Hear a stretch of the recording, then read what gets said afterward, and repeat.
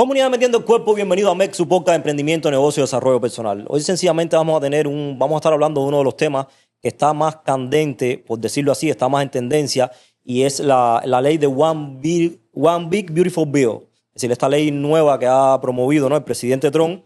En español sería la Gran Bella Ley. Exactamente. Así que, ¿cómo te estás? ¿Todo bien? Todo tranquilo aquí, en buenas manos. En buenas manos, En sí, buenas seguro. manos aquí con el hombre. Sí, vamos a estar hablando, por supuesto, cada vez que tenemos un tema de esto, ¿no? Donde necesitamos realmente la opinión de un experto, alguien que sea objetivo, que sea conciso, que sea claro.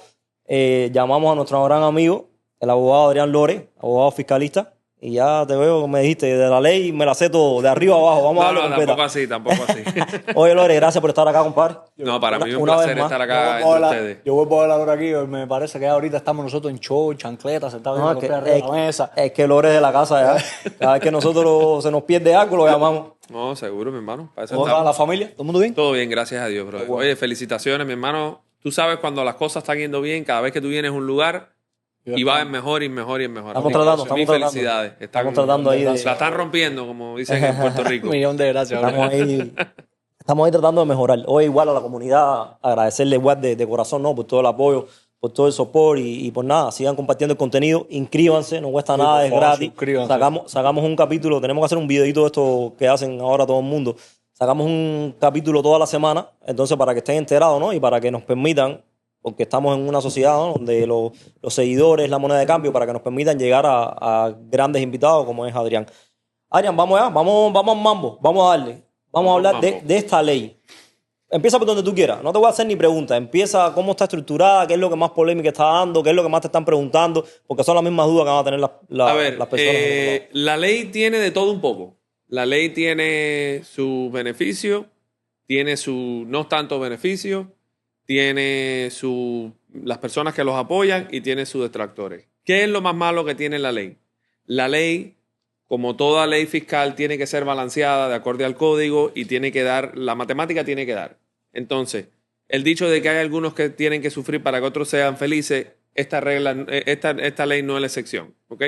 ¿A qué me refiero?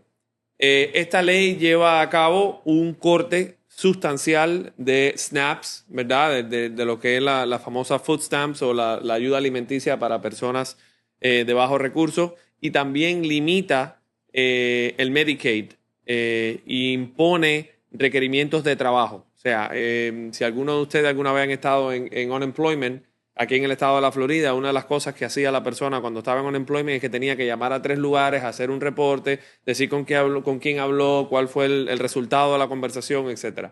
Bueno, eso mismo está imponiendo la ley a nivel federal, ya no es a nivel estatal, es a nivel federal, y lleva un enforzamiento más estricto, por así decirlo, ¿no?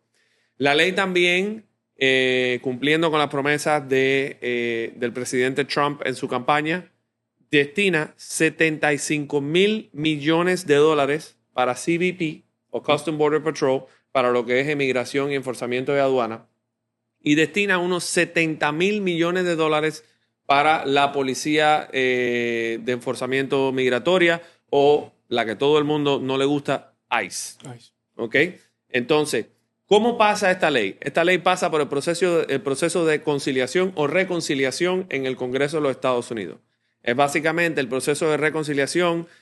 Ustedes vieron que se demoró para pasar. Imagínense si no lo hubiesen hecho a través de ese proceso. Es el mismo método que se usó en el 2017 para pasar el TCJ Act o el Tax Cut Jobs Act del 2017, que fue en el primer mandato de Trump.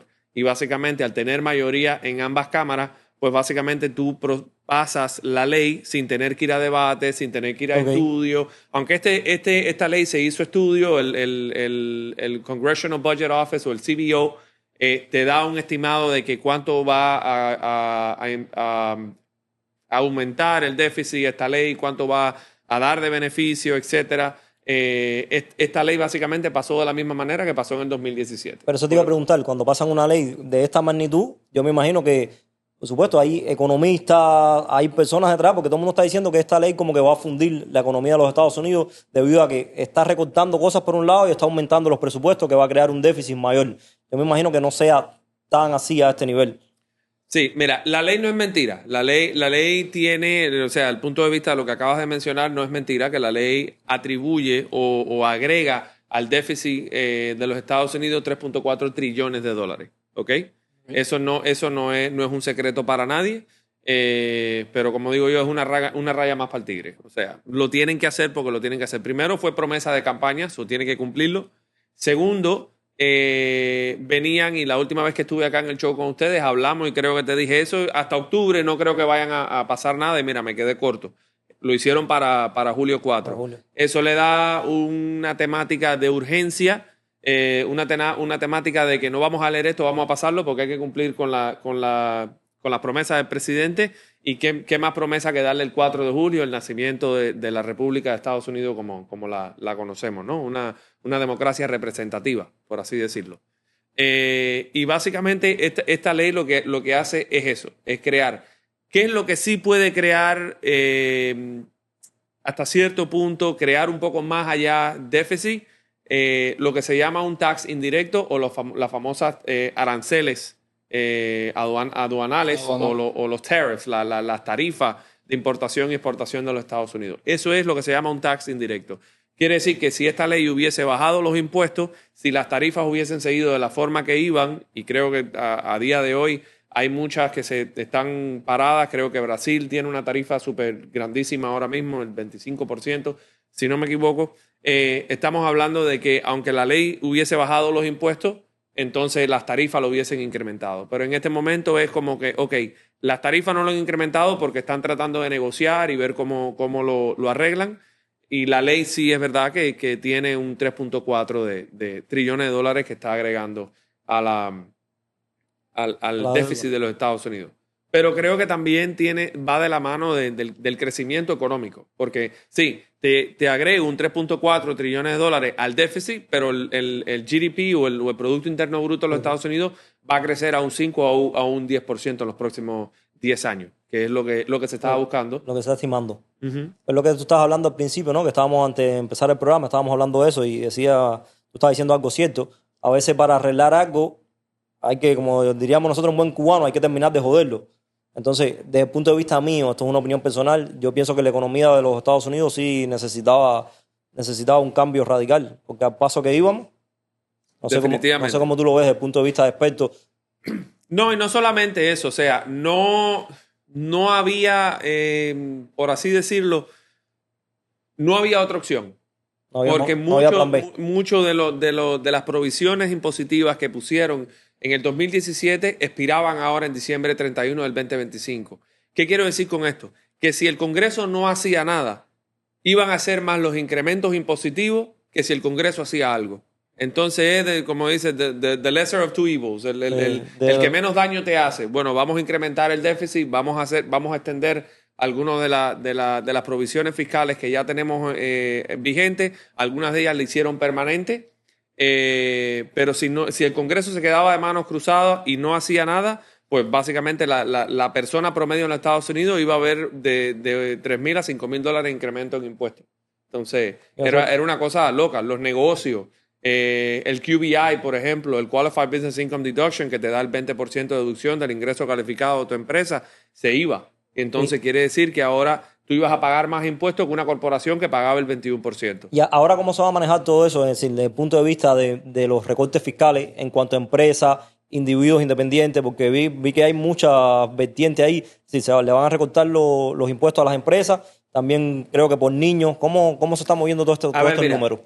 Desde el punto de vista de corporaciones, las 1120, pues básicamente el 21% quedó permanente. ¿Okay? Quiere decir que la empresa va a pagar el 21% del ingreso neto luego del ejercicio fiscal y el accionista pagará el 20% de cualquier distribución que se haga de la empresa, la doble tasación. Eso se queda igual. Lo que sí se estaba comentando y no llegó a darse era el incremento del 23% del QBI, del Qualified Business Income Deduction, y eso se quedó en 20 y lo hicieron, o sea, el 20%. La contraparte de una empresa de fluido para más o menos equivalar, por así decirlo, el 21% contra el ingreso de una empresa de fluido, una LLC, un partnership, una corporación S, etc. ¿Okay? Entonces, eso se quedó en el 20%. ¿Qué sí se trajo de nuevo a la mesa? Se trajo de nuevo el 100% de la depreciación de productos usados exclusivamente para la empresa. Ya se diga carros, se diga computadoras, se diga equipo, básicamente es el 100% de los equipos. Esto se incrementó de 1.5 millones de dólares a 2.5 millones de dólares. ¿Qué quiere decir esto? Que cualquier empresa que compre un equipo allá afuera que cueste 2.5 millones de dólares va a poder depreciarlo al 100% en el primer año que se pone en servicio hasta 2.5 millones de dólares. ¿Ok? ¿Qué más se trajo a la mesa? Se trajo el famoso Research and Development o el desarrollo e implementación para las empresas de energía alterna, para empresas que trabajan específicamente el desarrollo e implementación, un startup de tecnología, ese tipo de cosas. Se trajo de nuevo el 100% de la depreciación del Research and Development. ¿Okay? Hay créditos tributarios por contratar nuevas personas. Desde la parte internacional, en el primer término de Trump, se creó el GILTI, que era un tipo de ingreso que fue creado para incentivar, por así decir, a las empresas americanas fuera de los Estados Unidos, virar a los Estados Unidos. Y entonces, ¿qué decía? Que si tú no entrabas, entonces ibas a tener que pagar una tasa bien alta de impuestos. Estamos hablando de un 15 a un 20% de un ingreso. Ya tú estabas pagando corporativo, pero como lo tenías fuera, pues entonces ahora tenías que pagar un poco más. Entonces, en esta parte se simplificó bastante el GILTI. Incluso se eliminó el GILTI. Se puso otro subpar F, es como se llama, otro tipo de impuesto, por así decirlo, mucho más bajito, para entonces ahora incentivar de que otras empresas vengan y entonces ya no sea de que vamos a ver cómo nos quedamos por aquí para pagar menos impuestos, sino vamos a ir de nuevo a Estados Unidos porque es más favorable el impuesto allá. Están dando también algunas deducciones, ¿no?, fiscales para cuando compras un vehículo que es fabricado acá en los Estados Unidos. Correcto. Ahí estamos hablando de los intereses, ¿ok? Y eso es a nivel personal. No creo que aplique a nivel de empresa. De empresa, ¿no? Básicamente, hasta el día que se pasó el One Big Beautiful Bill, las personas que compraban casas en los Estados Unidos podían deducir dos cosas. One Big Beautiful Bill, es el acento. One Big Beautiful Bill. UBA o VP o como le digan. El otro día estaba viendo una encuesta entre nosotros, los locos de taxi. Y sí, pues la gente dice que nosotros estamos locos.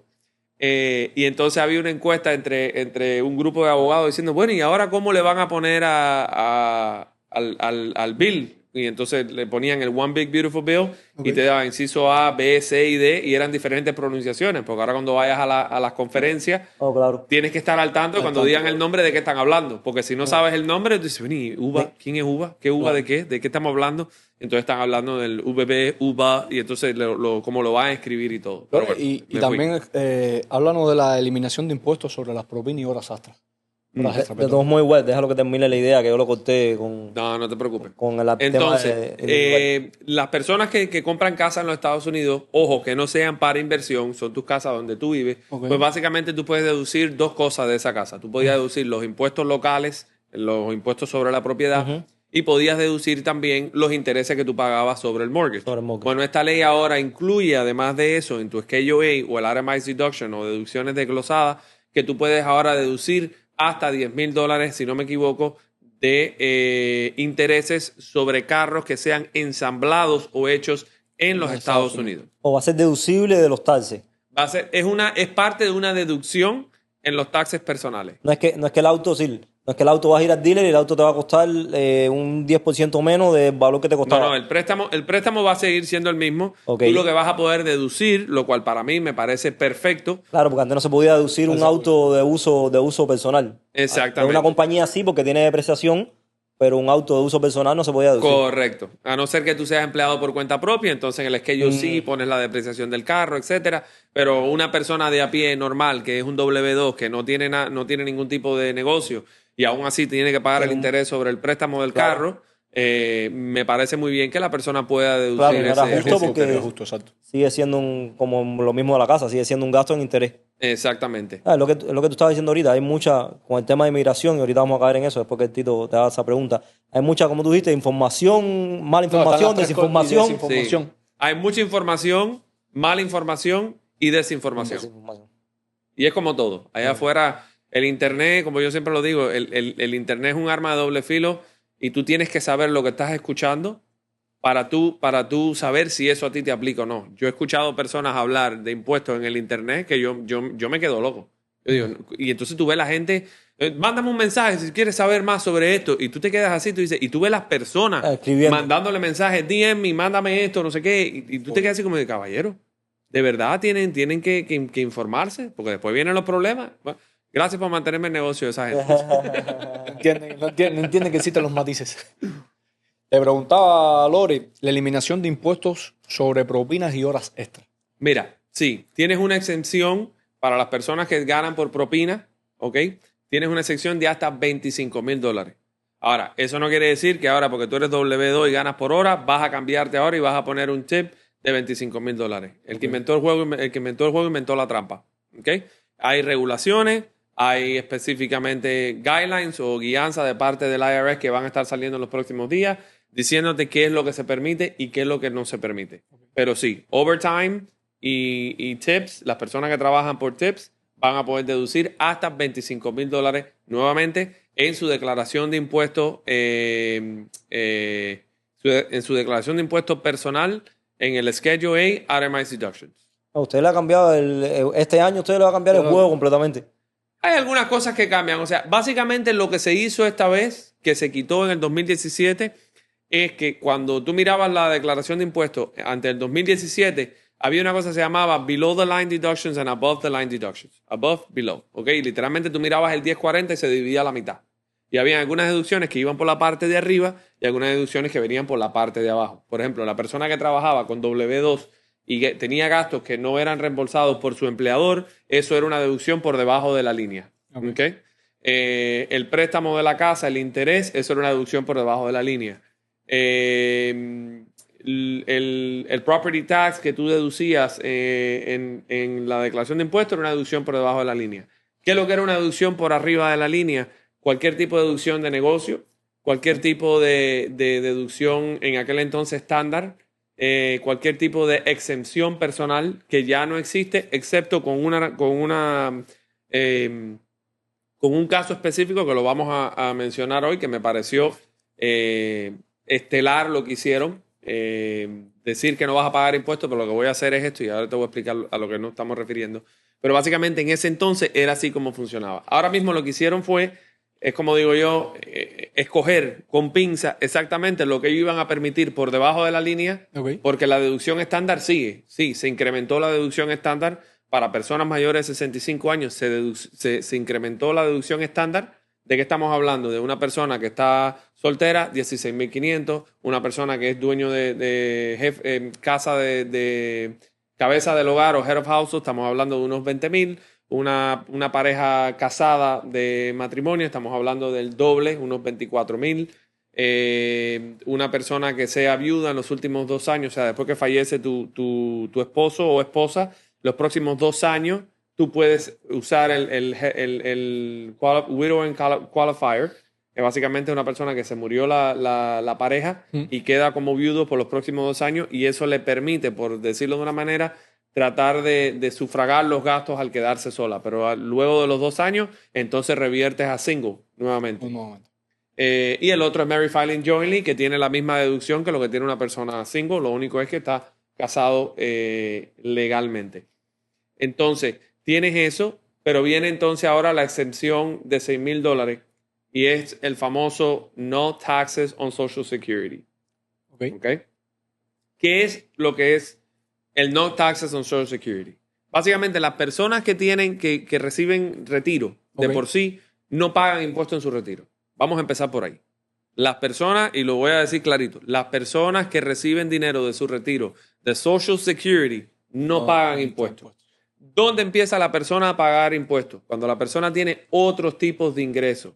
Hay personas que trabajan para el condado, por ejemplo, y tienen su retiro de Social Security y tienen el retiro estatal por haber trabajado en el estado, ¿ok? Y reciben un 1099 anualmente de todo el dinero que sacaron de esa cuenta de retiro que se lo ganaron trabajando, lo acumularon y ahora tienen derecho a recibirlo. Hay personas que reciben su W2, digo, su Social Security Income, su 1099 SSA, y también quedan trabajando durante el año, ya sea porque le hace falta el dinero Sí, o porque se aburren y quieren sentirse útil. Esa ¿ok? contrata sí es deducible. Eso empieza a incrementar el ingreso tuyo global.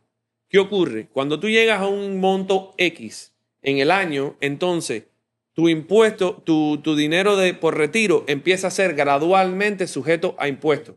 Mientras más dinero tú ganes, más sube el impuesto que te están cobrando por el Social Security hasta llegar a un punto donde básicamente ya tu ingreso completo es taxable. Pero no es que el Social Security es taxable. El Social Security, el ingreso por retiro, no es taxable. Va de la mano del ingreso global o el AGI, el Adjusted Gross Income, a la hora de hacer la declaración de impuestos. ¿Qué fue lo que hicieron esta vez?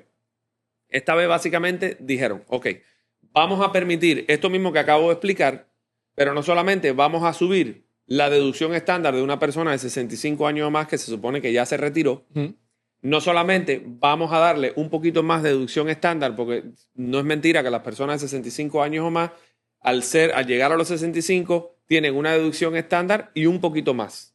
Bueno, esta vez también quisieron ponerle una exención de $6,000. ¿Qué quiere decir esto? Que mientras más alta la deducción estándar tuya, menos es el ingreso sujeto a impuestos y te va a permitir entonces poder ganar un poquito más de este lado sin afectar tu Social Security. Ok. Eso es básicamente lo que ocurrió con el Social Security Income y el de que no vamos a cobrar el Social Security. Ok, así exactamente funciona Así la es ley. como funciona. Y este tema de, por ejemplo, de rangos de salario entre, no sé, estaba escuchando algo por ahí que había deducciones. Normalmente tú tienes, cuando ustedes hacen los taxes, tienen una tabla, ¿no? De ingresos. Correcto. Entre tanto y tanto. ¿Eso cambió? La tasa tasa impositiva sobre el ingreso progresivo de la persona Sí. Sí, no, sigue siendo 35. Sigue siendo 35. no tenía esa terminología, pero por ahí andaba. Iba por ahí, el tiro- Pero el era tiro- eso, el la tiro tasa, iba por ahí. la tasa impositiva sobre el ingreso progresivo. ¿Viste? el tiro iba No, por ahí. ¿a qué me refiero con esto, señores? Estados Unidos tiene un sistema progresivo. Quiere decir, y mucha gente no le gusta, quiere decir que mientras más dinero tú ganes, más va subiendo la tasa Va impositiva. subiendo. Empezamos desde 0, 10, 12, 22, 24, 32 y 35. Ok. Esas son las tasas impositivas. Más de $690,000, usted está pagando 35% de impuestos. ¿Ok? Entonces, esas tasas siguen iguales. Lo que sí puede ser es que se haya indexado la ganancia a la inflación. Siempre es así. Lo mismo se indexed la deducción estándar a la inflación, se sube de acuerdo al costo de vida de la persona año tras año. Lo mismo pasa con el ingreso. Eso todos los años el IRS lo publica. As a matter of fact, ya ahora el mes que viene o el mes que viene más arriba, ya debe estar saliendo la tasa impositiva del 2026. Del 2026. Del 2026. Porque ya este año, el año pasado salió la de este año. En septiembre por ahí más o menos es que sale. Hubieron bastantes cambios entonces en el tema de las reducciones fiscales entonces. Sí. Y con respecto a las propiedades, ¿qué va a pasar con esos taxes? A ver, esa es la pregunta del millón, ¿no? Y entonces, la otra pregunta es, bueno, ok, si nosotros quitamos los taxes a las propiedades, ¿con qué se paga los gastos públicos? ¿Con qué se paga al empleado del condado? ¿Con qué se le paga a los legisladores del estado de la Florida y cualquier estado? Okay. Me pareció súper interesante que el presidente Trump hiciera un anuncio la semana pasada diciendo que él quería que se quitaran los impuestos sobre la propiedad. Primero, que el que más se va a beneficiar es él. Claro, 100%. O sea, es que, como dicen en New York, what's good for the good is good for the gander. Que es impuestos después de haber pagado la propiedad. Es impuesto después de haber pagado la propiedad. Exactamente. Básicamente es lo que se llama ad valorem tax o el valor agregado sobre tu propiedad. ¿Okay? Ese tipo de impuestos solamente lo puede imponer el Estado. Lo impone el Estado, pero sin embargo lo determina el condado. O sea, el Estado de la Florida no puede venir, Tallahassee no puede venir y decirle al condado de Miami-Dade, tienes que subir los taxes de la propiedad. No tienes que bajarlo. Eso, o tienes que bajarlo. o no los cobre, eso lo determina o no los cobre. Eso lo determina. A ver, no los cobre, puede ser que pase una legislación o algo donde diga queda abolido. No es que no los cobre, queda abolished completamente. Okay. ¿Ok? Pero en el condado de Miami-Dade nuestro querido, estimado Tomasito Regalado, él es el que determina aquí cuánto tú pagas de impuestos. Pero no se ha hablado, ya que estamos hablando de los taxes de acá de la ciudad, no se ha hablado que la ciudad, el condado de Miami-Dade, como tal, tiene Excedente. un excedente, exacto, esa es la palabra, un excedente de presupuesto de no sé cuántos millones de dólares. Si lo tiene, honestamente, en los últimos 2 años han dicho de que no hay dinero. De que no hay dinero. Lo que yo siempre le digo a las personas es, ustedes se han puesto a pensar cuántos eventos hacen en esta ciudad semanalmente, mensualmente, anualmente. Ahora mismo ayer fue, el sábado tuvo Morgan Stiller y Miranda Lambert en el Hard Rock, tremendo eso que hicieron. No hace mucho tuvo la Copa de Clubes que terminaron. Fórmula 1. Todos los años, fijo. Todos los años. El Boat Show de Miami Beach. Entonces tiene el Downtown, que tiene 25,000 eventos. Y Ultra, que tiene tremendo dinero. Entonces tú dices, ¿dónde meten el dinero? Exacto. Entonces, lo que se está diciendo es, hay un gasto público enorme y lo que se está tratando de ver es cómo se resarce, por así decir, el daño que se le está haciendo al propietario. Porque después que tú pagas tu casa, no es justo que tú sigas pagando un impuesto y que te puedan quitar la casa por no pagarla. Por no pagarla, exacto. Porque mucha gente no sabe esto. Si usted no paga sus impuestos, el condado puede ponerle un lien en su propiedad por no pagar los impuestos. Viene persona X de cualquier estado Y paga los impuestos. compra el certificado, ¿ok? Y al comprar el certificado, paga los impuestos y automáticamente tiene 2 años para poderlo sacar a usted de su propiedad a través de un foreclosure. Eso mucha gente no lo sabe. Eso es una práctica que existe, se llama Tax Lien Certificates. Básicamente son personas alrededor de Estados Unidos y el mundo entero, si así quiere decirlo. Tienes una cuenta en cada condado donde tú quieres tener las propiedades. Tienes un dinero en escrow con el condado. Con el condado. 50,000, 100,000, 200,000 dólares, lo que tú quieras poner en la cuenta. Y básicamente tú haces un listado todos los años, te mandan un listado y hay una no es una apuesta, ¿cómo se dice? Un bid. No es un bid, es una subasta. Okay. Hay una subasta, otra forma de que el condado gana dinero. O sea, para que no digan que el condado no gana dinero. Hacen una subasta y el mejor postor compra tantas X cantidad de certificados de links sobre las propiedades, paga esos links, ¿ok? Y entonces ya es dueño de ese certificado. Ese certificado él tiene que por ley notificarte en un periodo de 60 días de que él ahora pasó a ser el dueño de ese certificado y que ahora tú tienes 2 años para pagarle a él el dinero de lo que él pagó, ¿ok? De lo contrario, él te saca la propiedad por falta de pago. Tienes 2 años, para eso. 2 años para eso. Es un statute limitation. El que lo compra tiene 2 años para eso. Bueno, ¿cómo? Sí, se nos queda algo de punto. Me suena un poco injusto. Bueno, si te pones a pensar desde el punto de vista, le dicen el negocio más redondo que hay. ¿Por qué? Porque si tú eres el condado, tú recibes el dinero sí o sí. Sí o sí. Ya sea del propietario O de la persona que te va a comprar el certificado. El link, exacto. Y si tú eres el inversionista, porque es un inversionista el que lo hace, si tú compras el link, tú tienes 2 opciones. O el propietario te paga el link o tú le sacas la propiedad y vendes la propiedad y a lo mejor recibes 3, 4 veces lo que tú pagaste por ese link. Entonces es un negocio redondo. Al final el que termina afectado es la persona que no puede pagar. Pero el condado nunca pierde. Siempre El condado nunca va a perder. El condado siempre va a ganar. Su ingreso garantizado. Y hay mucha gente que no sabe que eso existe y eso es una práctica muy común y se llama Tax Lien Certificates. Y estamos hablando de que no es un año. Estamos hablando de que tú pagas, llegaron los taxes del 23, a ti se te olvidó pagar los taxes del 23, llegaron el 24, tú pagas el 24 y a ti se te olvida pagar el 23. Oh, puede ser retroactivo también si se te olvidó.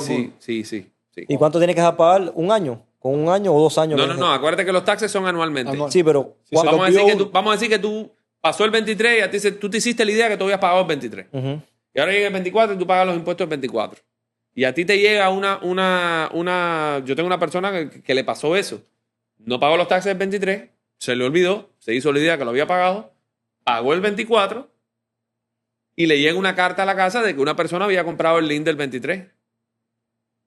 ¿Cómo que le digo? Sí. Pero después de haberlo comprado, ni tan siquiera es que te dé No, una advertencia de que, oye, debes el 23. Exactamente. Y entonces, en ese caso, pudo pagarle al condado y el condado le sacó el link. Tú que estás más en los números, ¿no? Que nosotros, que este es el día a día tuyo. ¿Qué tú ves de positivo? Nos estado hablando todo lo que incluye la ley, ¿no? En cuanto a recortes fiscales. ¿Qué tú notas positivo y qué notas no tan positivo? ¿Qué se te va a ti a lo negativo? Que tú dijeras, bueno, aquí me parece que se le está yendo la mano porque todo tiene sus matices, ¿no? Y hay muchas personas que están indignadas y están molestas con el tema de la ley porque lo perjudica, ¿no? De cierta forma. Mira, la ley, aunque ayuda desde la parte de si tienes un niño en la familia y el niño califica y ahora el crédito te dan... Porque el crédito, a ver, hay muchas personas que no saben esto. En los taxes existen dos cosas, la deducción y el crédito. El crédito es una reducción dólar por dólar de ese crédito contra ese tax. ¿Ok? Y la deducción está determinada en la tasa impositiva a la cual esa persona es sujeta.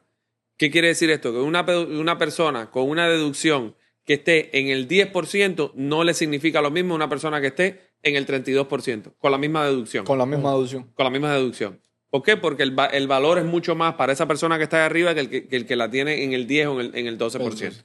¿Okay? Entonces, estamos hablando de que ahora mismo el crédito por niño fue incrementado, dicen, por ejemplo, $2,200.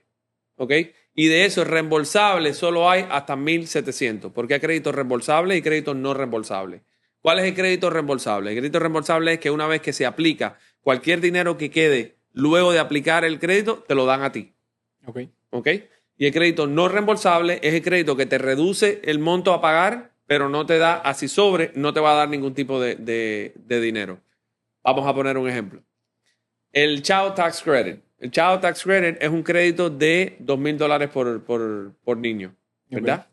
El EIC, el Learning Income Credit, eso es un crédito reembolsable. Quiere decir que cuando tú aplicas ese crédito contra los taxes que tú pagaste, si pagaste de más, eso te ayuda entonces a que te devuelvan ese withholding que tú tuviste en el W2, ¿verdad? Pero, por ejemplo, el Lifetime Learning Credit, que es el crédito que se le aplica a las personas que están estudiando una maestría o una especialidad, básicamente te dan un crédito de hasta $2,000. Pero ese crédito tú no lo ves para atrás. No es como el American Opportunity Credit que te dan hasta $2,500 reembolsable, ¿verdad? Pero el Lifetime Learning Credit es un crédito que se aplica contra tus impuestos, pero que tú no vas a ver el dinero de vuelta. Entonces, ese es el tipo de cosas que ocurre ahora mismo en la ley que acaba de pasar. Es mucho más estricta a la hora de reclamar ese crédito de niño, a la hora de reclamar el Earning Income Credit. O sea, están poniendo muchas trabas. No trabas. Más condiciones. Más condiciones para filtrar el proceso y saber que la persona que lo está recogiendo es calificado.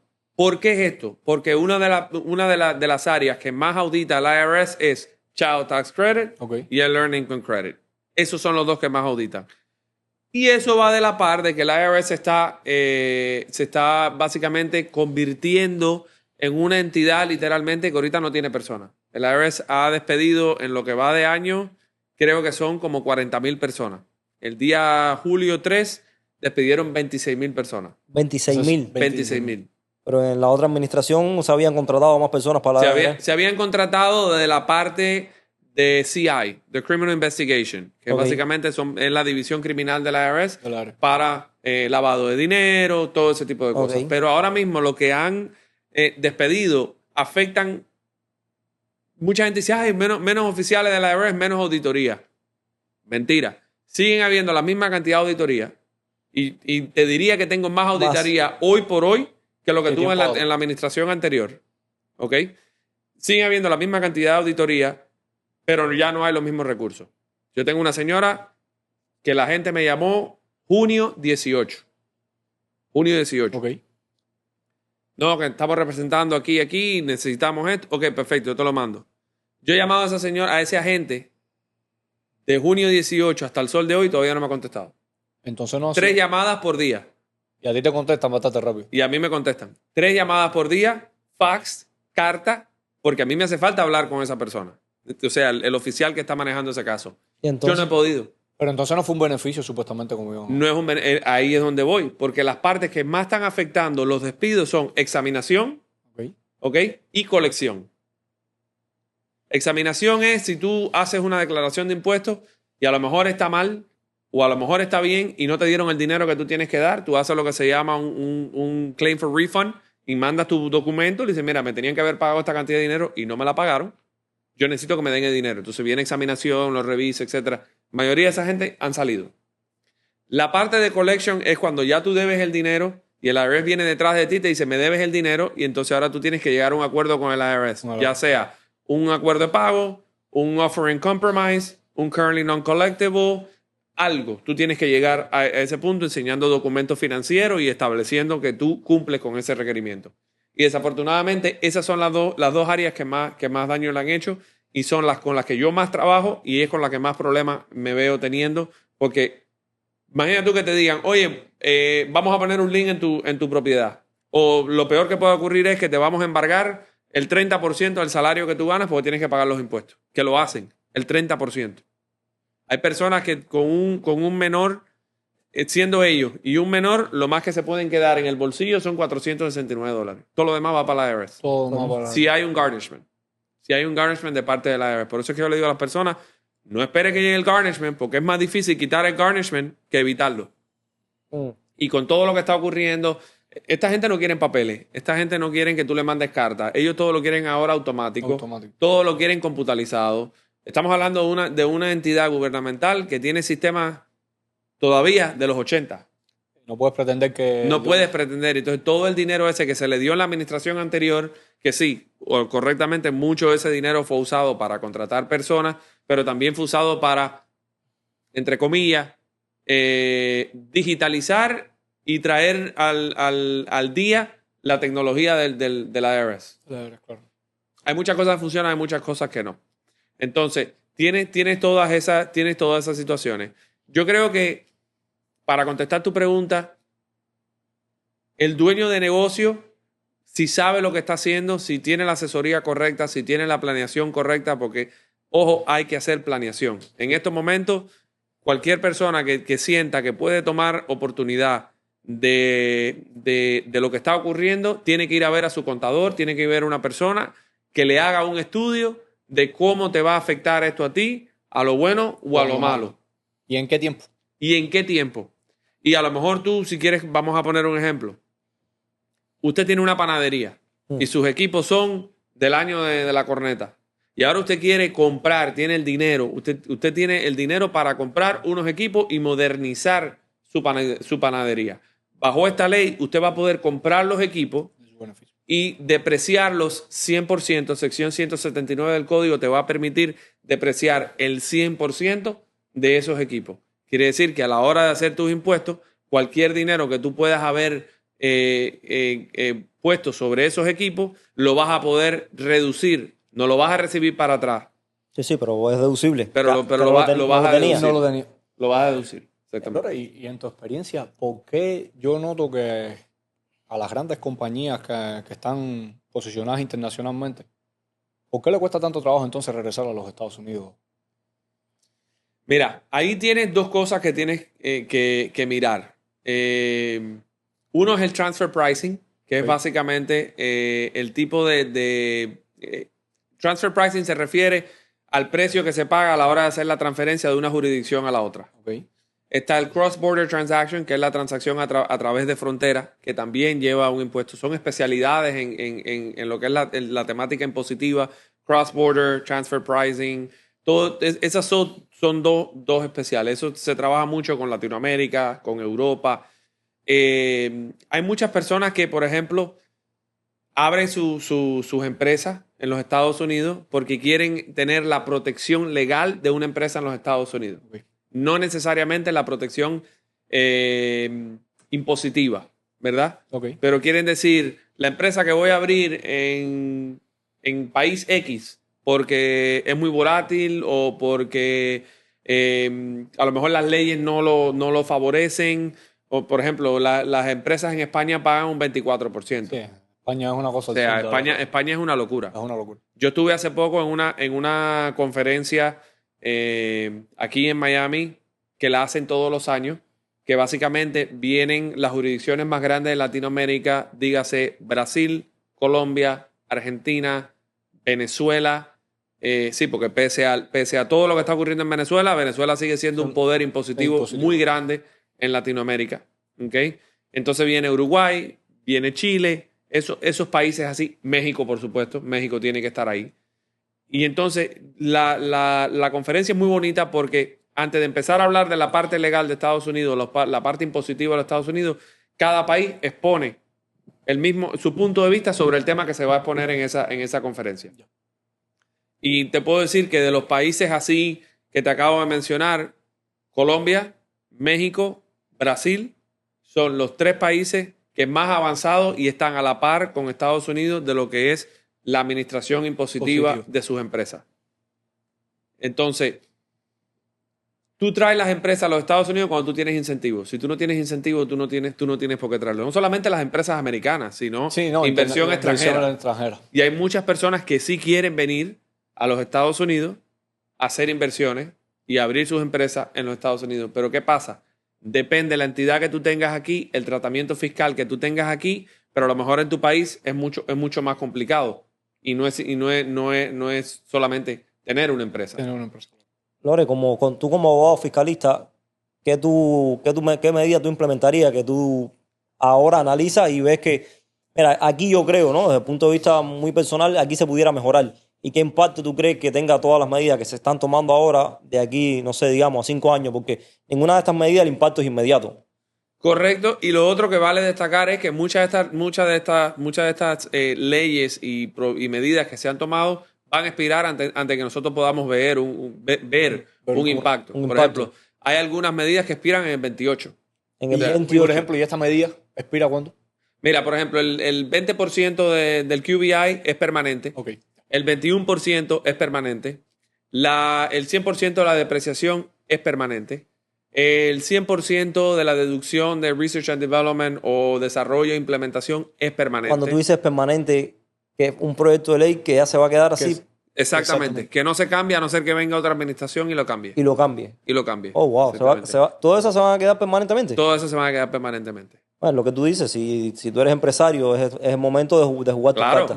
A ver, yo me reunía con personas el año pasado y a principios de este año me decían, bueno, ¿y qué hago?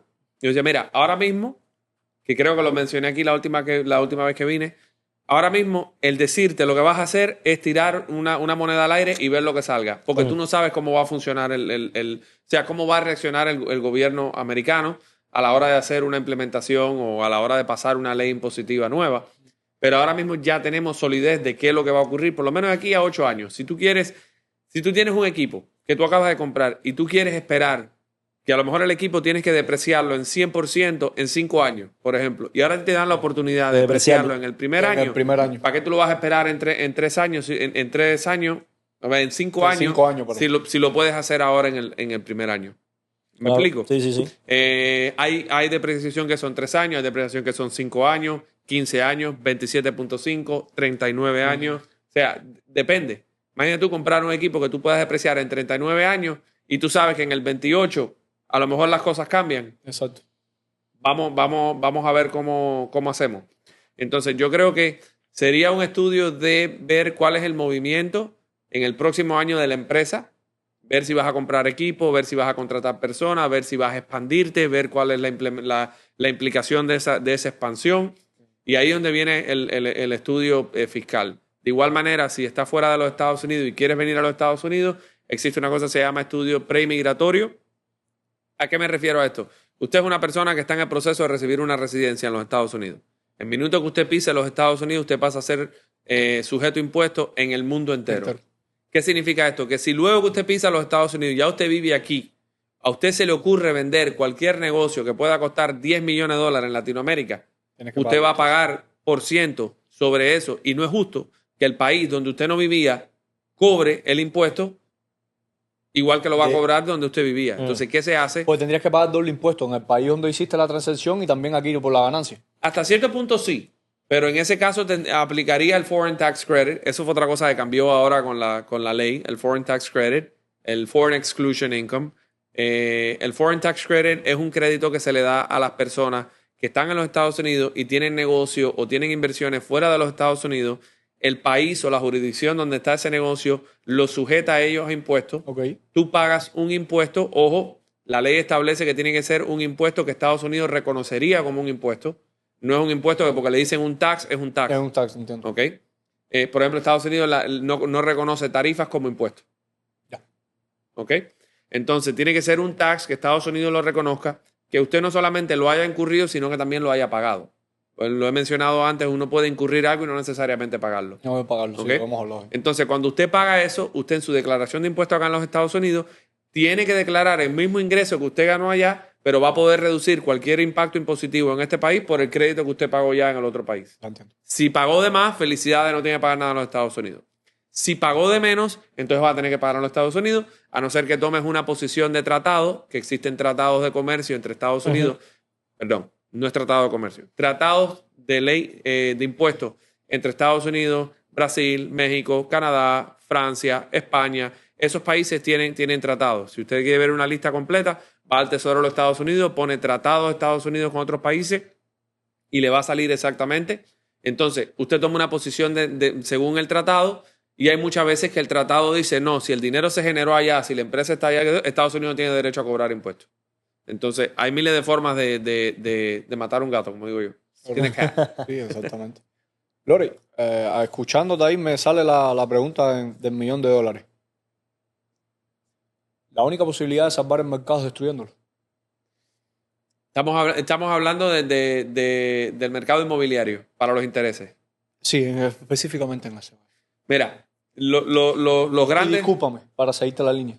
Y nacionalmente que no sea el mercado como tal en general, según tu visión. Mira, yo creo que lo que he leído y lo que he escuchado y lo que he visto, porque no soy un asesor financiero, aunque sí trabajo mucho con finanzas de mis clientes y todo, porque es parte del rubro. Yo creo que para tú poder hacer que los intereses vuelvan a bajar, tienes que literalmente destruir el mercado. O sea, y el mercado inmobiliario se destruye destruyendo la bolsa de valores. O sea, bajando, no destruyendo, sino bajando, obligando a que esa alza pare y entonces tú te veas obligado a hacer esa reducción, ¿no? Pero es como todo, para que algo mejore primero tiene que empeorar. Sí, lo habíamos hablado. Y entonces yo creo que las personas que estén esperando que los intereses inmobiliarios bajen no van a bajar. Yo creo que tendrían que subir los intereses para entonces poder, primero tiene que subir y luego bajar. Porque el bajar simple y llanamente va a implicar que va a ser un crecimiento exponencial mucho más grande, va a haber mucho más demanda y también tampoco hay tanto inventario para que las personas compren. Los bancos no están prestando tanto dinero. Es como el 2008 nuevamente, pero con mucha más... más organizado, vamos a decir. Más organizado y menos a la cara. Claro. ¿Tú piensas entonces que todas las medidas que se han tomado son acertadas para los tiempos que estamos viviendo? Yo creo que es una Depende, curita. no lo has dicho hoy, depende. No lo has dicho hoy. Esa te la tenía guardada por ahí, no lo has dicho hoy. Fíjate, coño, lleva rato y no lo has dicho. Es que no le has preguntado nada legal. No me has preguntado nada legal. No, pero yo creo que es una curita. No es una solución permanente. Especialmente porque muchas de las provisiones terminan en 2028. Sí, viene otra administración. Viene otra administración y lo que hoy conocemos, o sea, que nuevamente eso le da... El mercado funciona no a largo plazo, sino a plazo inmediato. Entonces el mercado sabe que en los próximos 3 años va a haber estabilidad. De aquí al 2028 ya veremos lo que va a pasar. Pero ahora mismo mi interés es capitalizar en los movimientos que se están haciendo en el país y eso es lo que está haciendo el mercado, ¿no? Claro. Y entonces hay que ver qué dice el mercado, hay que ver qué ocurre en el 2028 a nivel geopolítico, porque increíblemente lo que pasó en Israel, mucha gente dijo, se fue el mercado a pique, los inversionistas se volvieron locos y al contrario, el mercado se quedó tranquilito. El mercado ni reaccionó. Ah, mira, bombardeo allá. Ok, está bien, seguimos nosotros aquí porque no les afecta. Incluso cuando trancaron el estrecho ese en el Medio Oriente, Tampoco. Pero no, si Estados Unidos... Es que Estados Unidos se ha preparado para eso. Estados Unidos tiene suficiente reserva para aguantar un bloqueo de parte de OPEC, de los productores grandes de petróleo del mundo. Entonces, es así. Oye, ¿qué más nos trajo la ley esta, aparte de impuestos, ¿no? Y reducciones fiscales? ¿Qué más nos trajo? Porque vi que habían aumento de presupuesto para... Yo sé que no es el rubro Sí. del Lore, pero sé que el Lore está empapado, se ha tenido que empapar de la ley. Aumento para el control de inmigración. Inmigración es un tema que está caliente. súper caliente en el sentido de que hay mucha desinformación. Esto quiero escucharlo de ti, porque lo he escuchado ya en varios lugares. Dime. Declarar taxes, siendo no teniendo un estatus legal en los Estados Unidos, ¿te puede beneficiar a la hora de pedir un estatus? Sí y no. Depende de lo que tú estás esperando. Ahí depende. Y te voy a explicar por qué. Es como el huevo o la gallina. ¿Quién viene primero? ¿El huevo o la gallina? ¿No?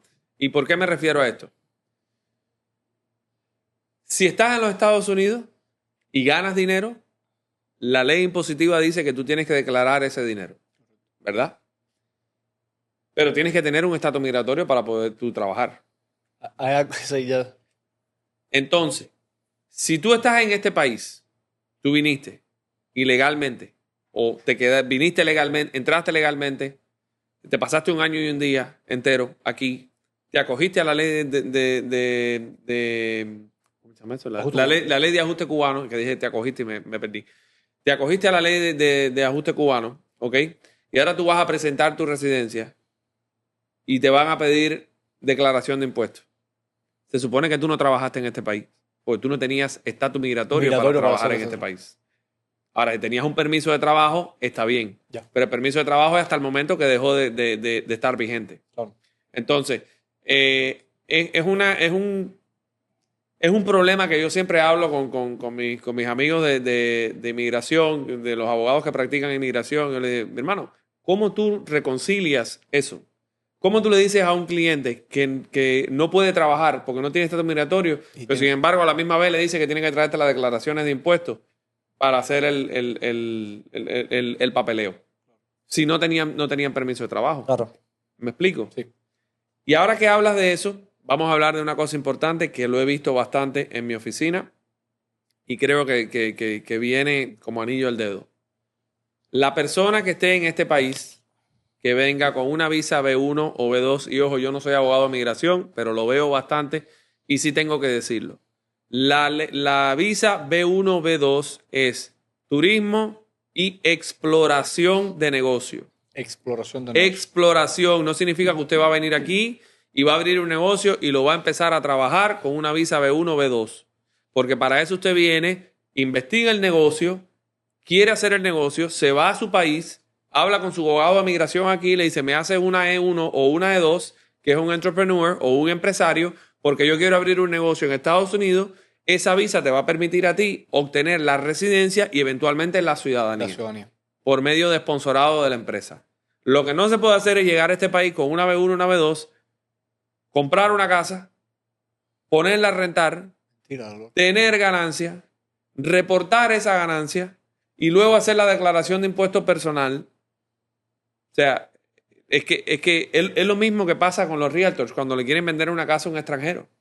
Te voy a vender una casa de $600,000, pero si tú te mueres hoy, la casa solamente está exenta a $60,000 y todo lo demás tu patrimonio tiene que pagar el 40%. ¿Cómo funciona eso? Ok.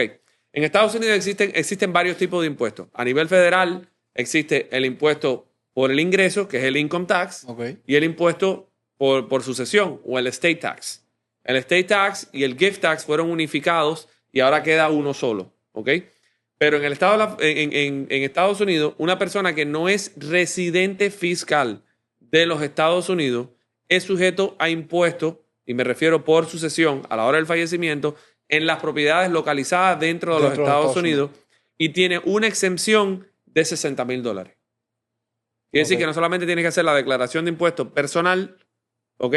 Sino que también vas a tener que hacer la declaración de impuestos por sucesión patrimonial. Y ahí vas a tener una casa que cueste $660,000, tú vas a tener una exención de $60,000 y vas a pagar 40% sobre esos $600,000 que quedan en esa propiedad. Oh, wow. Y entonces, yo siempre se lo digo a la gente, no se dejen, o sea, infórmense, estructúrense de la manera correcta, porque mucha gente dice, no, porque yo vengo, abro una LLC y pongo la propiedad dentro de la LLC. ¿Y qué hiciste? Si es una LLC de un solo dueño. De un solo dueño, claro. Y el carácter de la LLC es heredado del carácter del que la contribuye. O sea, si la propiedad es dueña, si la LLC es dueña de una propiedad y el único dueño de esa LLC es una persona no residente de los Estados Unidos, literalmente la LLC deja de existir y pasan directamente y dicen, no, aquí la propiedad es de fulanito, no de la LLC. Y aplica lo mismo. Y le aplica lo mismo. No te escapas, claro. No te escapas. Entonces, y lo he visto, igual que dinero en la cuenta de banco. Usted tiene $1 millón y usted fallece. $60,000 lo más que usted va a exentuar de esos $1 millón. De ahí para adelante es el 40% a nivel de impuesto por sucesión y hasta un 30% a nivel de ingreso impositivo. De ingreso de tax, de impuesto por el ingreso o el income tax. Entonces, hay miles de formas de hacer las cosas correctamente. Yo trabajo con clientes de alrededor del mundo entero. Y una de las cosas que cuando vienen a mí es, no, vamos a poner las cosas como son, porque si no, pues mucha gente dice, no, volvemos a lo mismo. Al mercado le importa la inmediatez. Hay personas que le importa a largo plazo. Por ejemplo, a mí me gusta el a largo plazo. Y siempre, en una planeación, siempre tiene que estar lo inmediato y lo de a largo plazo. Entonces.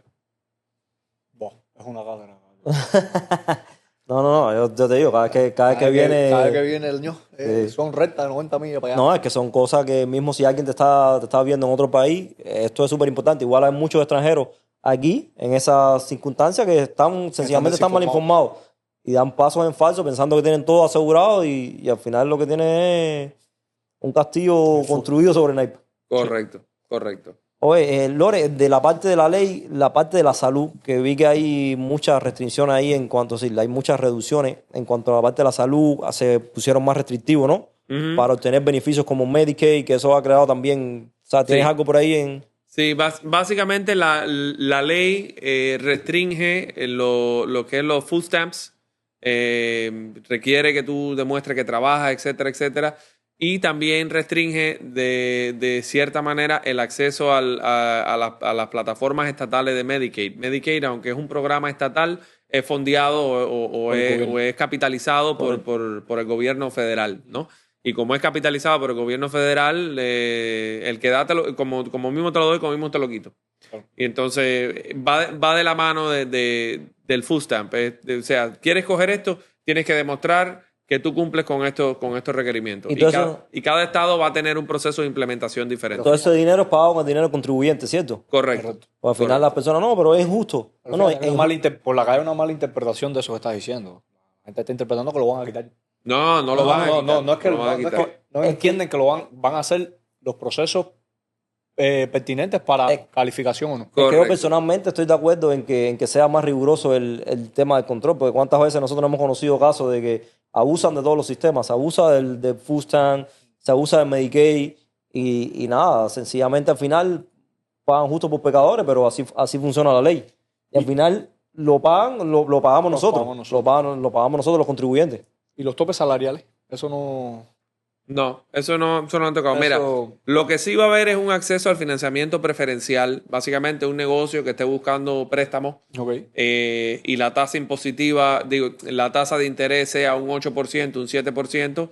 Bajo esta ley, usted va a tener derecho a un interés preferencial. Estamos hablando de un 4%. Coño. Dependiendo de la institución financiera con la que tú estés.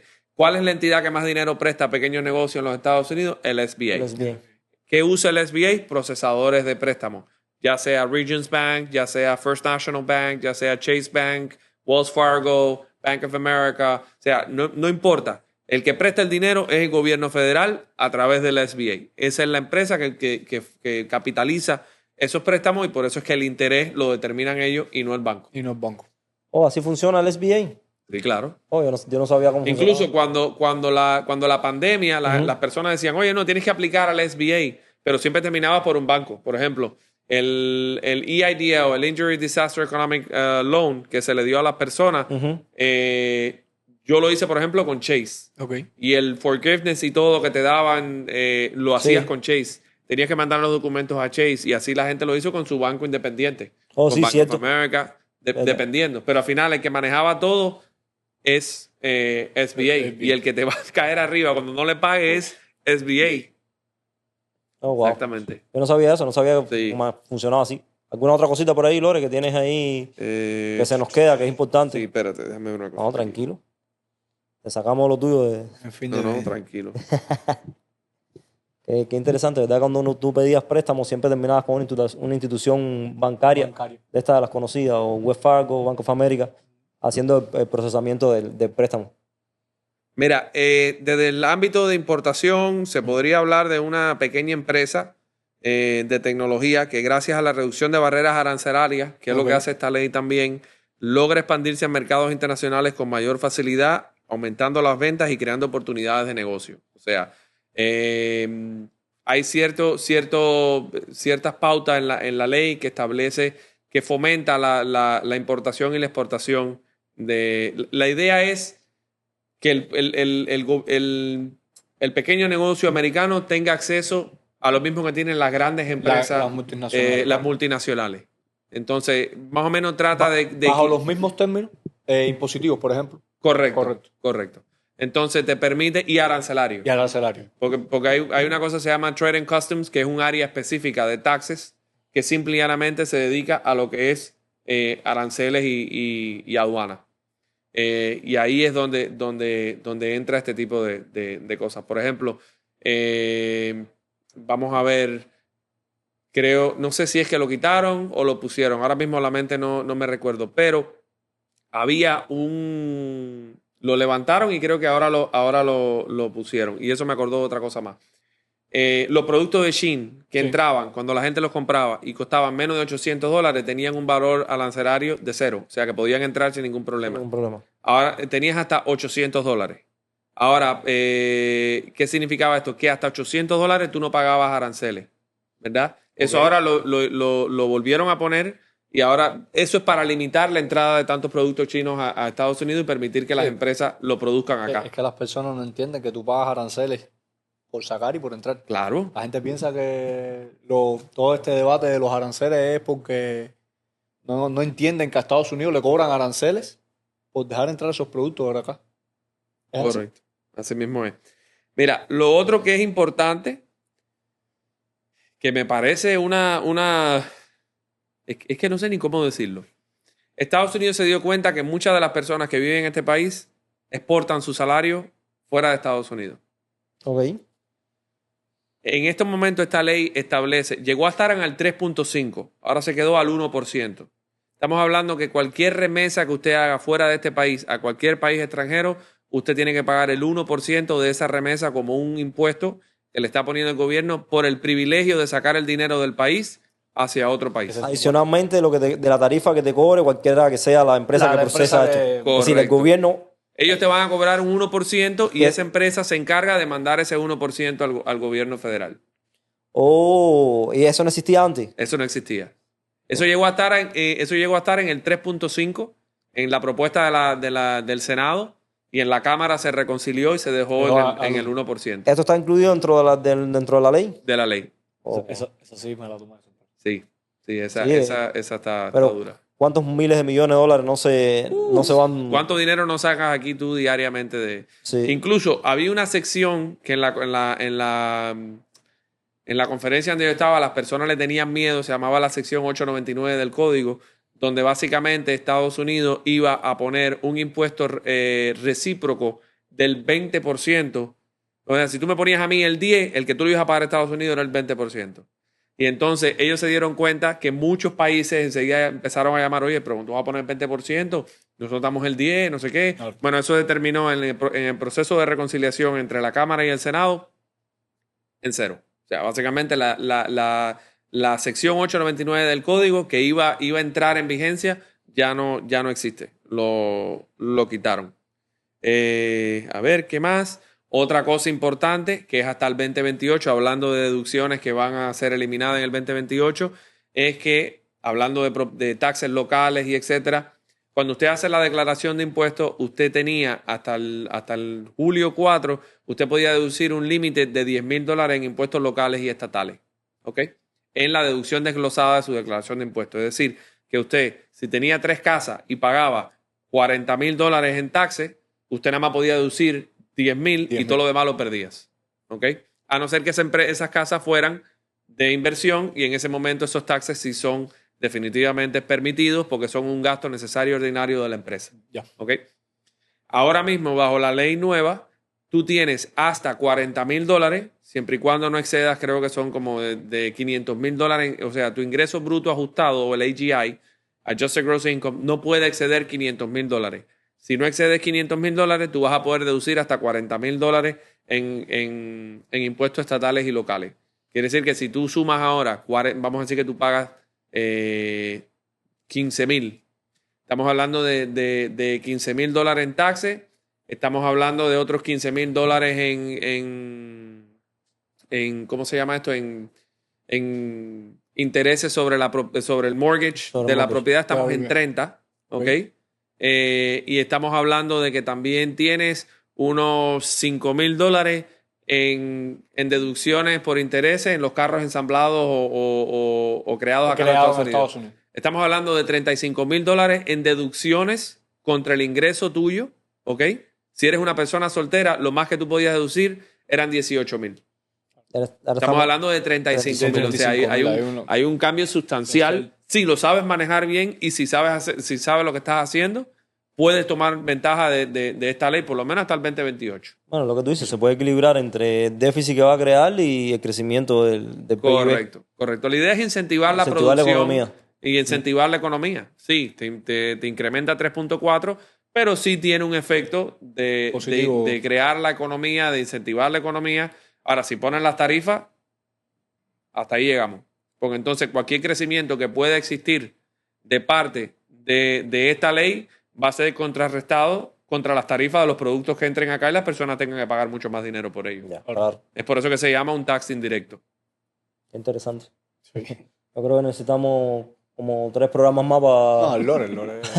La próxima entrevista nosotros es sentado aquí con short, chancleta. ¿Tienes algo más ahí, Lore, que quieras destacar para ir cerrando? Bueno, sí, ya hablamos de los millones de dólares que le dieron a ICE y a CBP, el impuesto sobre la remesa. Esta parte la voy a decir, pero honestamente no creo que sea así. Básicamente, muchas personas y expertos de la comunidad latina y todo dicen que la ley va a tener un impacto negativo para los latinos, especialmente en el término de acceso de salud y apoyo nutricional, de lo que estábamos hablando. Los gustan y ¿Qué va a llevar esto consigo? Que si la persona, yo lo veo de esta manera, si usted está en su casa y usted está recibiendo ayuda del gobierno y usted sabe que tiene que trabajar, pero como el gobierno se lo está pagando todo, usted no va a mover un dedo. Esto te está obligando a ti ahora de que tú tienes que hacer las cosas. O sea, te lo mereces todo, pero tienes que ganártelo. Vamos a resumirlo así, ¿no? A ver qué más tengo por aquí. Sí, lo que hablamos. La ley reduce fondos, no es que corta los fondos. La ley reduce fondos al SNAP y al programa de asistencia nutricional suplementaria y al servicio de Medicaid. Es que una palabra cambia completa la interpretación. Pues para eso somos abogados. Recortar no es lo mismo ahí que reducir. Claro, no es lo mismo cortar que reducir.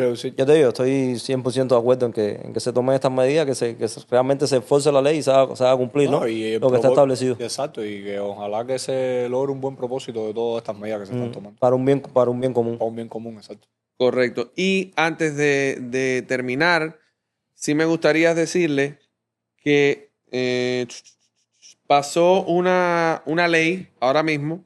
Anteriormente, cuando había algún problema o algún desastre natural en los Estados Unidos, sí, las personas tenían que esperar que el Congreso o el IRS, sua sponte o por su propia voluntad, determinara que un área específica había sido afectada por un desastre natural, lo cual lleva consigo extensión de declaración de impuestos, liberación de cualquier penalidad por no pagar a tiempo, etcétera, etcétera. Uh-huh. Esa ley acaba de ser pasada en el Senado, en el Congreso por unanimidad hoy. donde básicamente le da la autoridad a los gobernadores de cada estado, según la necesidad de una afectación de desastre natural, automáticamente te da una extensión de 60 a 120 días para ¿cómo se llama esto? Presentar una extensión, te da alivio tributario para que no tengas que poner una penalidad. O sea, ya no hay que esperar por el IRS para decir, esta zona está afectada, esta zona tiene hasta el año que viene para hacer los gobernador puede tomar impuestos. decisión inmediata. Exactamente. Entonces, esa parte ya acaba de salir hoy y estamos súper contentos con eso porque también nos ayuda a nosotros como profesionales. Qué bueno. Lore, siempre recalca, ¿no? Que lo fundamental es instruirte antes de hacer cualquier paso, que no es, que si la hablamos muchas veces, que no es la cultura latina, que nosotros hacemos las cosas y después tratamos de arreglarlo. Correcto. Ahora mismo, porque sabemos que estás ahí a full con el trabajo en la oficina, ¿qué servicio estás brindando para las personas que están viendo, tanto que están en los Estados Unidos, porque trabajas con muchas personas que están en otros países? Sí. ¿Qué servicio estás brindando ahora mismo en la oficina para que se acerquen a ti con cualquier duda? Nosotros en la oficina tenemos un servicio básicamente de asesoría tributaria. Eso ya incluye básicamente mirar tu vida en completo. Es como hacer un rayo X a tu situación tributaria y ver cómo podemos mejorar, optimizar o arreglar lo que ya existe. ¿Okay? Hay personas que hacen cosas sin saber o porque mi papá me dijo, mi tío me dijo, y cuando vienes a ver, muchas personas no tienen ni idea del impacto impositivo que pueda tener esa actividad que tú estás haciendo o esa estructura. Y simple y llanamente con cambiarlo de la forma correcta, llenando los formularios correctos y dando los pasos correctos en la dirección correcta, te permite limitar, por así decir, la exposición fiscal que tú puedas tener o impositiva, y además de eso te ahorra muchos dolores de cabeza. Esa es la parte de asesoría. Pero hay muchas personas que vienen a mí con problemas. Y a mí me encanta cuando el cliente viene y dice, no, porque yo quiero hacer y hacer y hacer. Espérate un minuto. Mira lo que tú tienes al frente de ti. Vamos a resolver esto primero. Y después entonces vemos todo lo que tú quieras. Lo vamos a ver juntos. Pero esto primero hay que resolverlo. Porque hay personas que a veces no se dan cuenta de la magnitud de lo que están teniendo al frente de ellos. Existen programas en el IRS que te permite dormir tranquilo, por así decirlo. Si usted no tiene dinero para pagarle al IRS, existen formas. Existe un plan de pago. Si el plan de pago no funciona, existe una oferta en compromiso. Si la oferta en compromiso no funciona y no tienes dinero y simplemente no tienes los recursos para pagarle al IRS, lo que vas a hacer es un CTC, un Currently Non-Collectible, donde básicamente el IRS te dice, tienes la deuda, nos debe la deuda, pero no podemos cobrar porque no tienes dinero. No tienes casa, no tienes trabajo, el trabajo que tienes tampoco te vamos a dejar desamparado, eso no te lo podemos quitar. Y básicamente el IRS te dice, no podemos cobrar. El IRS tiene 7 años para cobrar ese dinero. Si a los 7 años ese dinero no se ha cobrado, esa deuda automáticamente es eliminada en el récord del IRS. Incluso si se le ocurre al IRS venir a cobrarte y decir, me debes este dinero de hace 7 años, entonces le dicen, no, espérate, el estatus de limitación tuyo expiró tal fecha. Por eso es que cuando yo llamo al IRS, yo le pido a la gente el CSET, que es básicamente el Collection Statute Limitation Deadline, que es hasta cuándo tiene el IRS para colectar este dinero. Ojo, eso no aplica si lo que usted hizo fue fraude. Claro. Y el IRS se da cuenta que es fraude, es por el resto de su vida hasta que usted lo pague. ¿Okay? Y el Currently Non-Collectible lleva una recertificación cada 3 años. Delante del IRS usted tiene que volver a mandar los estados financieros porque puede ser que usted hoy no tenga dinero, pero mañana se ganó $1 millón y ellos van a querer su dinero. Claro. Entonces, esa es la parte que hacemos. Hacemos lo que se llama asesoría tributaria, lo que se llama en inglés tax controversy, que es básicamente fajarme con el IRS todos los días. Y trabajamos la parte de negocio, reestructuraciones de negocio, desde la creación, crecimiento y liquidación. Porque al final, cuando uno crea un negocio, no es para trabajar toda su vida, sino para tener un exit strategy o una estrategia de liquidación y irte y decir, bueno, ya, trabajé mi vida, voy a vender este negocio, voy a vender los activos de este negocio y voy a seguir adelante. Es que a partir de una declaración jurada, de una declaración de los taxes jurada bien hecha, tú te das una idea de cuál es la salud financiera de tu compañía. Entonces, 100% hay que empezar por ahí. No, la contabilidad es primordial en una empresa. Tú quieres saber si tú tienes dinero, tú quieres saber si tú puedes, vamos a decir, tú quieres saber cuánto tú puedes estar sin dinero ante que tú te quedes. Espérate. Tú quieres saber cuánto tú puedes no producir antes que te quedes sin dinero, eso te lo va a dar la contabilidad. Claro. La contabilidad de una empresa es primordial. Si no tienes contabilidad... Claro, para hacer gestiones, proyecciones, todo lo que quieras hacer. Exactamente. Es el escalón fundamental de una empresa. ¿Dónde te encuentran, Adrián? Porque sabemos que estás en, por ejemplo, podemos poner el teléfono, pero en redes sociales, invito a que lo sigan en las redes sociales de él. En Instagram todo el tiempo estaba haciendo videos súper educativos. Sí, está buenísimo, está buenísimo. Sí, ya esa faceta tuya de influencer cada vez te sale mejor. Sí, ¿Dónde te encuentran como tal en Instagram? No, en Instagram es themiamitaxlawyer.com. .com. Bueno, esa es la página. Pero en Instagram es The Miami Tax Lawyer. En Facebook, The Miami Tax Lawyer también. En YouTube, aunque tengo un canal, no tengo tiempo para hacer videos. No, pero vamos a caminar. No, pero en Instagram yo veo lo que se mueve. En Instagram sí. The Miami Tax Lawyer. Si quieren definitivamente estar informados. Incluso hay veces que no hago tantos videos y sí pongo cantidad de historias. De historias, sí. Historia, yo lo que pongo en historia es, hoy mismo te venir para acá, puse esa ley que te acabo de explicar. Yo trato de resumirlo porque hay muchas personas que ven las historias y no las leen. Yo tengo amigos que me dicen, oye, bro, esa cantidad de cosas que tú pones en las historias, que eso es alcohol, papi, lo que yo estoy bajando ahí, lo que tú no te das cuenta. Es alcohol lo que estoy bajando. Oye, nada, Adrián, igual, gracias por estar acá. Un placer. Siempre te digo, es una oportunidad para nosotros que tú te sientes ahí. Es una tranquilidad. Tranquilidad también. Es que es una asesoría gratis. Yo me enteré hoy de todas las cosas de la ley porque yo estaba ajeno completamente a la ley. Igual, 100%. De todo lo que estaba pasando. Mala mía, ¿no? Muy mala mía porque nosotros estamos en el mundo de los negocios y son cosas que, por ejemplo, son mismo de las deducciones. Tú tienes que tener el criterio para ahora tú llegar al contador porque Adrián como profesional te puede dar muchas estrategias y todas las leyes que están pasando, pero que tiene tu negocio, que conoce y a dónde quieres ir, eres tú. Entonces tú eres el que tienes que decirle, mira, Adrián, vamos a aplicar esta estrategia que vi que salió, entonces tienes que estar en conocimiento. Pero bueno, nosotros tenemos la ventaja de que tenemos aquí de primera mano a Adrián y realmente... y sin querer la desinformación está tan grande que como quiera que sea por algún lado te pone en pánico. Allá afuera hay cada locura, brother. Yo no voy a decir el nombre del influencer porque de verdad que ya tengo una que le tiene el dedo puesto. O sea, es una abogada que está en California y le tiene el dedo puesto, pero mal a ese influencer porque el tipo lo que está dando es información errónea, completamente. Señor, el hecho de que usted compre un carro y lo ponga en un video de su negocio no significa que el carro es 100% deducible. El hecho de que usted ponga a su hijo en un video con usted una sola vez no significa que ahora usted tiene que pagarle un salario a su hijo. Ojo, que si le pagas un salario a tu hijo, estás incurriendo entonces en child exploitation, ¿ok? Child labor exploitation y explotación de labor infantil.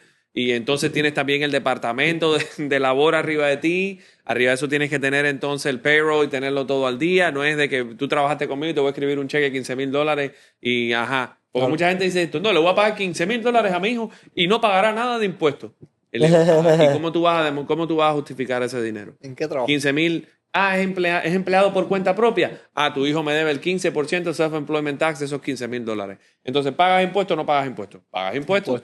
Pero la gente te dice allá afuera lo que tú quieres escuchar. Entonces, nada. Y otra cosita que les quiero decir, esto lo estaba hablando con un amigo mío financiero, trabajamos clientes juntos. Porque muchos clientes vienen y me dicen, no, pero ¿cómo es posible que las empresas grandes no paguen taxes? Y yo le dije, te lo voy a explicar de esta manera tan fácil. Esa empresa que no paga taxes hoy, hace muchos años pagó cantidad de impuestos para no pagar impuestos hoy. Y te voy a dar la respuesta más rápida. Jeff Bezos. Jeff Bezos hoy por hoy no paga impuestos. ¿Por qué? Porque él creó un capital y un monstruo tan grande y él pagó tantos impuestos sobre esa empresa que él cogió el capital de esa empresa y fue a un banco y le dijo, mira, préstame $10 millones, $100 millones contra este colateral que es mi empresa y yo no voy a pagar un kilo en impuestos. Y lo que genera la empresa es una brutalidad. Entonces, ante usted decir las empresas grandes no pagan impuestos, solo piense que pagaron muchos impuestos para llegar al punto donde hoy no pagan impuestos. Oh, wow.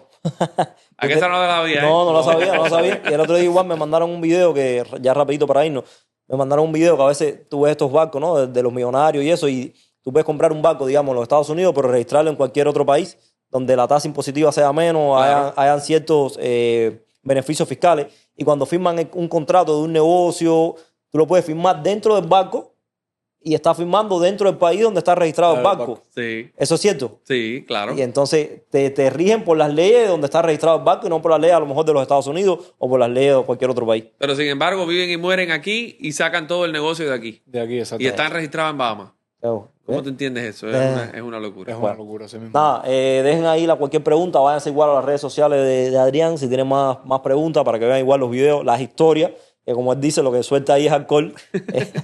Son mini píldoras de conocimiento y nada, nos vemos en el próximo capítulo. Bye, cuídense mucho.